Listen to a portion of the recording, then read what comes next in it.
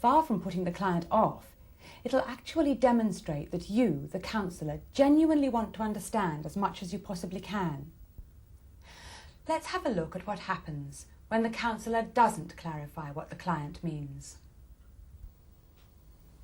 Well, I've been thinking a lot since Mike died. And all I know is that I'm not going to let that happen to me. I'm not as brave as Mike.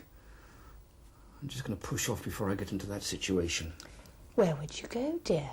Is there someone you can stay with? No, there's no one I can go and stay with. The only person in the world who really loved me was Mike. I just want to be with him. Well, dear, you know you can't be with Mike.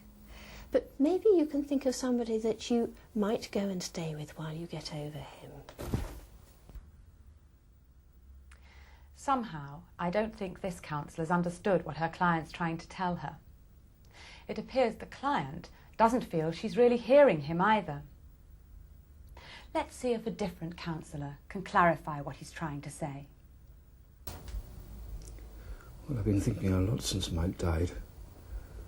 And all I know is I'm not going to let that happen to me. I'm not as brave as Mike was, and I'm just going to push off before I get in that situation.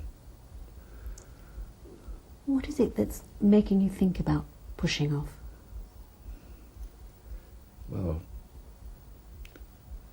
I know I'm HIV positive, and I don't want to get sick like Mike did. So you're worried about becoming ill like Mike? And when you talked about pushing off, what were you trying to tell me?